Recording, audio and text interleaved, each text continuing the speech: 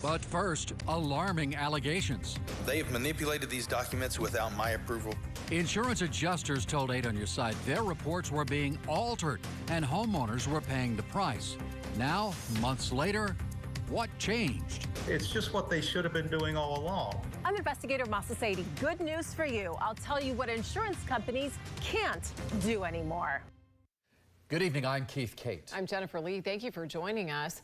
The allegations led to 2 state investigations, but nearly a year later, we're still waiting for answers. So will insurance companies get the same scrutiny that the state gave homeowners, adjusters, as well as contractors? Well, 8 on Your Side investigator Mahsa Saeidi is looking into the promises made.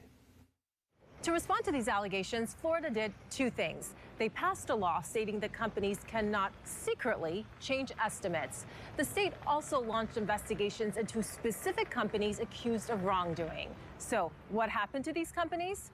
As far as we're told, nothing. No fine, no penalty, no action. They seem to go after everybody but the actual insurance companies. Ben Mandel is a licensed independent adjuster. He works on behalf of insurance companies. Last year in December, after Hurricane Ian, Mandel went before lawmakers in Tallahassee, and his testimony was shocking. The insurance companies were directing the file reviewers to change my estimates. Mandel claimed his estimates were secretly altered to reduce payouts to storm victims.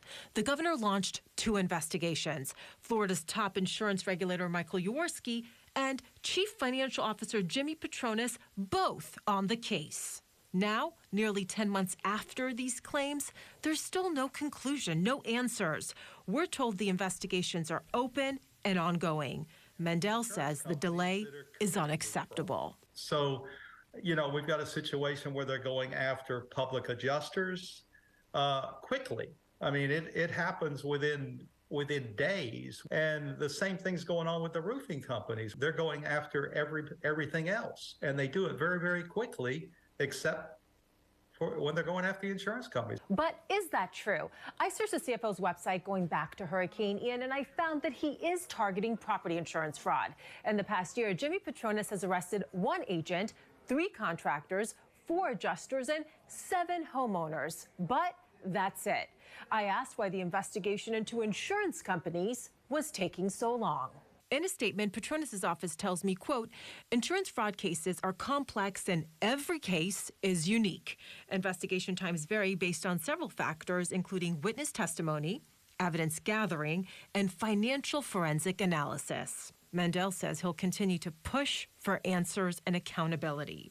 In the meantime, he has seen some positive changes in the industry. So the biggest part that I've seen is when we are creating an estimate these days, and there needs to be a change on it. They don't change it on their own, or the insurance company is not changing it. We're making all of those changes. It's just what they should have been doing all along. I want to be clear, officials have not charged any insurance company with wrongdoing. The new law states that if an insurance company changes an estimate, they have to be transparent and explain why.